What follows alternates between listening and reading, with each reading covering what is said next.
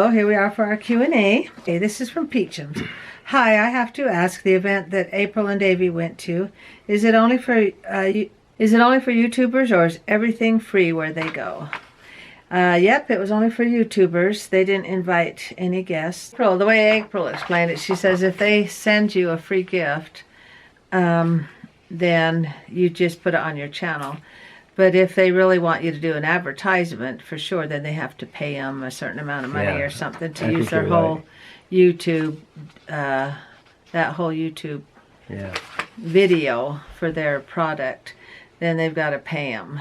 But for this one, you just show up, see what vendors are there, and then these vendors just have stuff to give you, and then you decide if you want to, if you like it or not, or what's going to become of it. And they don't want to ship it back, and so they just give them away. It's just a way to get their toys or product, whatever they have in their vendors, out there to because millions and millions of people see what they are looking at and playing with. Okay, so that was a good question. Had to change battery again. Okay, I'm here to dance. Thanks for answering my question. I have another one about your church. Do people go to separate classes? When April and Davy talk about what they learned in church, it usually seems like they were in different groups of people. And yes, that's very observant. We start out with we have 3 hours that we go to on Sunday. And we start out with a sacrament meeting. That's where we have the sacrament, and then we hear people talk, or once a month is fast and testimony meeting. It's not a paid priest or something that talks. It's the individual members that are called upon to give talks. So it's different every week. It's not because most people are used to the priest getting up and he gives his sermon for the Sunday, and that's what they're thinking of. Yeah, and we have different people speak, but once a month is fast testimony, and then... Okay, it's a special meeting where people get up once a month and they express their feelings in their heart about the church that they belong to, and about just things that have touched their heart and strengthened them that they want to share with other people. And you fast. Whatever it would have cost for you to eat the food that you're not eating, we donate that. It's called a fast offering. We donate that to people that need it. And then that goes into a fund, because I was financial clerk for a few years, and that goes into a special fund. So if somebody in our immediate, where our own members live, in our own neighborhood, if they are in need, like if they're out of work, or if one of them's in the hospital, and then they use that fund to help people out. Yeah, we need the fast offerings money to help people that need help.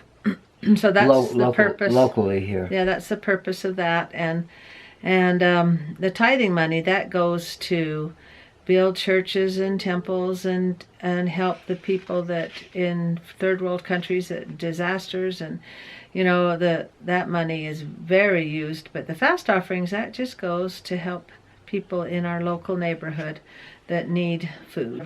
In Oklahoma, there was a big tornado. This was probably 20 years ago. And in the newspaper, they said, "We'd like to thank the LDS Church and the Mormons for helping out." Is that what you meant? Yeah. They thought it was two separate churches. Yeah, they thought it was two separate churches, but it's the same church. And then after sacrament meeting, we do have the sacrament, and then we have people that speak, and usually have a musical number or whatever. And it's just people from our neighborhood, our ward. Our ward is the bishop's over a certain group, amount of people that live in that neighborhood. And then after that, then we all split up. The young men and young women go in their group. The nursery kids, ages 18 to 3, they go in the nursery, and then the sunbeams. And then we have primary, which is ages 3 up to 12. And then the 12 to 18-year-olds go to young women, young men. And then if you're a teacher, then you need to go into those classes and teach. And if you're not a teacher, then you go into what's called Sunday school. And the guys and the girls are together in that one. And then after that, the last hour... And in Sunday school, we take turns studying For 1 year, we'll be doing Old Testament. Another year, New Testament. Another year, the Book of Mormon. Another year, Doctrine and Covenants, which is scriptures or scriptures from our own day. Yeah, and that's what we study. We just keep rotating around and study the scriptures. And then the last class, the guys go to what's called the priesthood meeting. And that's the young men and young women are still in their groups. And unless they're 18, they go into priesthood meeting. And then the women go to what's called Relief Society. I think the name Study different Relief, prophets. they give Relief Society, a sisterhood, where they help out ladies in the ward that are really in need. Maybe they're sick and they have or lost their job and they need help in the house, and or maybe somebody's in the hospital and they will make food for a few days for them. We have what's called a Relief Society president, and she's in charge of taking care of there's usually in one ward there's usually about 800 families. But when somebody dies in our ward, and we just make dinner for them. We let them use the church house so that all the people can gather. It doesn't cost anything. We all volunteer to cook a meal for them and their family, and it's just something that we do to help out. What do you need? Or if somebody needs help cleaning, or somebody's sick and needs their kids taken care of, and we find that out through visiting and home teachers. Which has been, we just call that ministering, and we make sure we take care of each other and make sure that everybody knows if they need help. I mean, the bishop and the Relief Society president, we need to let them know if somebody needs help. Okay, Sandy Leonard. I heard that when a person volunteers at the temple, the time worked could be applied as dollar amount to the member's tithing that he or she is to pay to the church. Is there any truth to that? It's not true at all. Not true at all. No. No. When you volunteer, you just volunteer to help.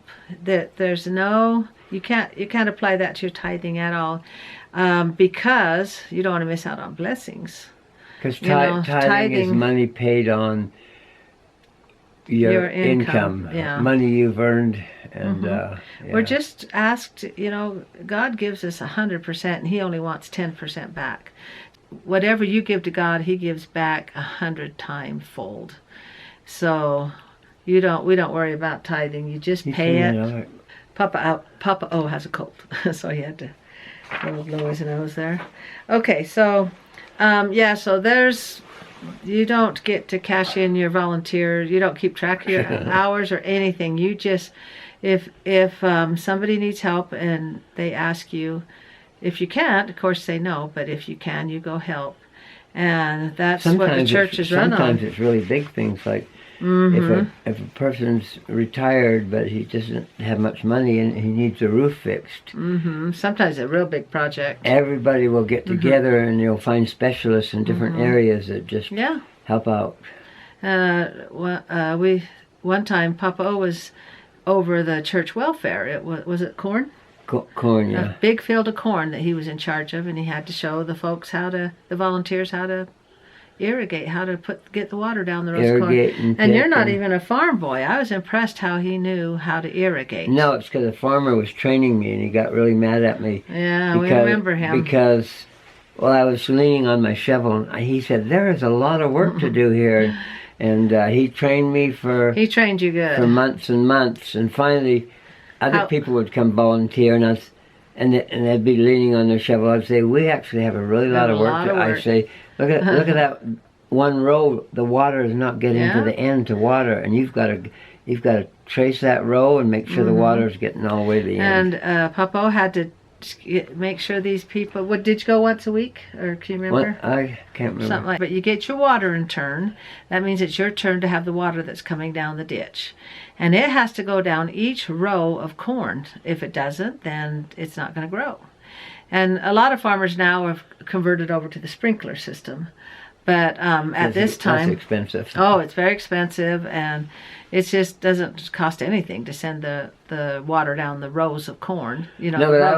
That guy that yelled at me, he was actually a math teacher at the local high school, and so he's used to yelling at kids. Yeah, and you kind of. But anyway, he got up and said, out of all the years that we've done corn, the church welfare corn. Church welfare corn, This year that Brother Orgel has been over the irrigation, we've had the biggest crop of corn that See? we've So had the in water got years down. and years. So And you were probably bursting your buttons on I that was. one. Oh, proud. I was. Because you get that water, it's not an easy task. If you get a farmer complimenting you on farm work that he trained you in, Yeah, you get that compliment, and that's a good thing, because Joe wasn't a farm boy, but he did good and got that, wrote that down there. And the church has welfare farms all over the I place. still remember when we picked the corn, whole families would come out to pick the Yeah, corn. then we got to pick it, that's right. And then we got to The whole husk it. kids would come out, the grandma, the mom, and the dad, and they'd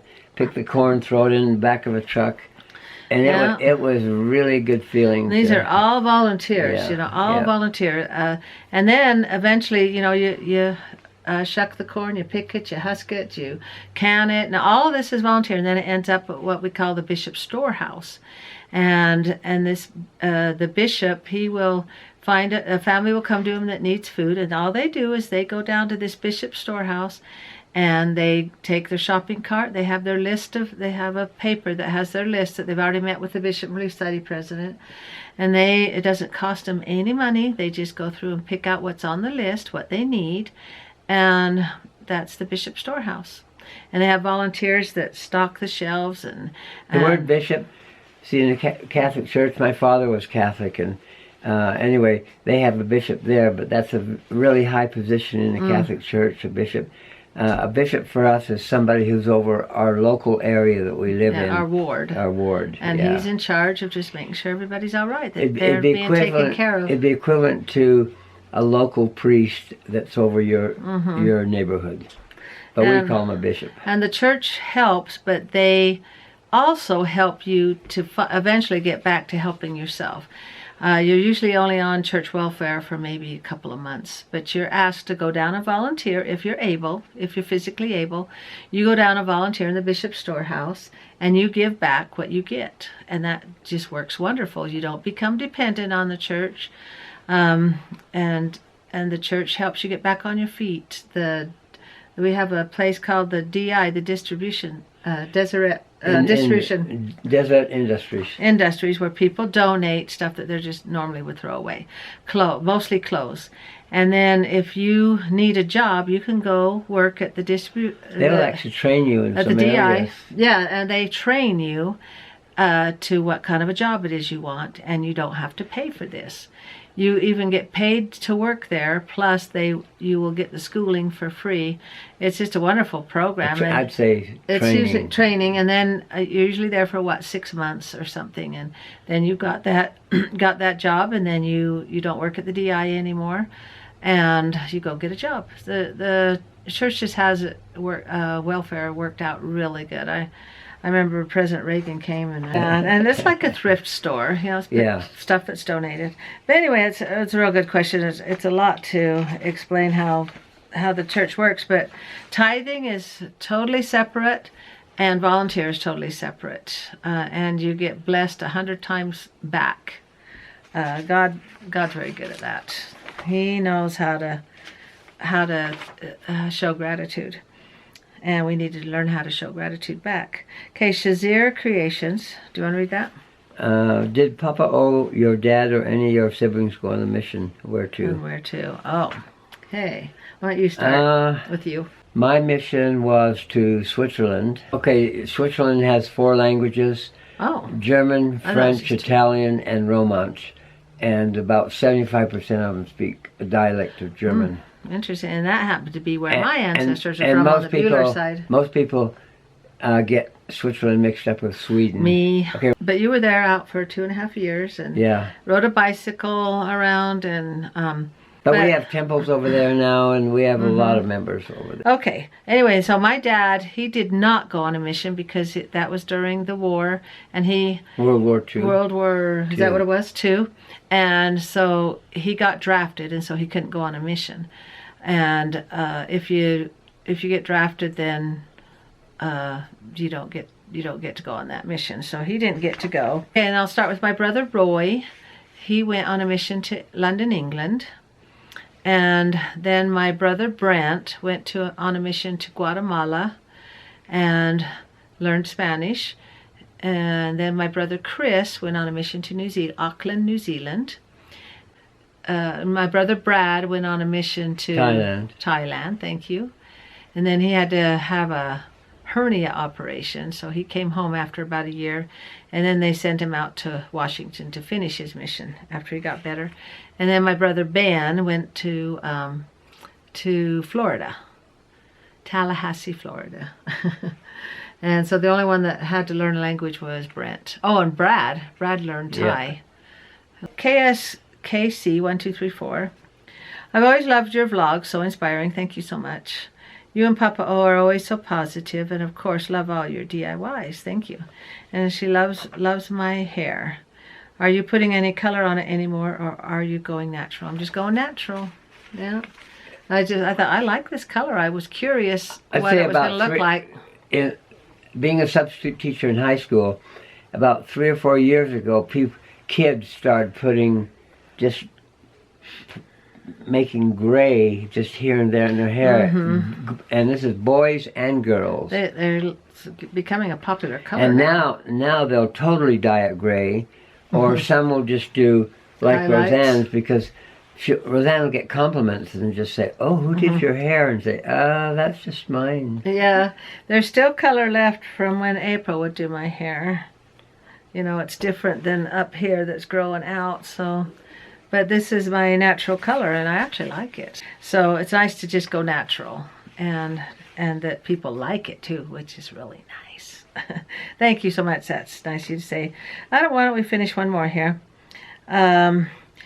Esperanza's Body. She says, "Wow, you're a beautiful illustration of servant leadership, mowing the lawn." She thinks I'm a beautiful servant.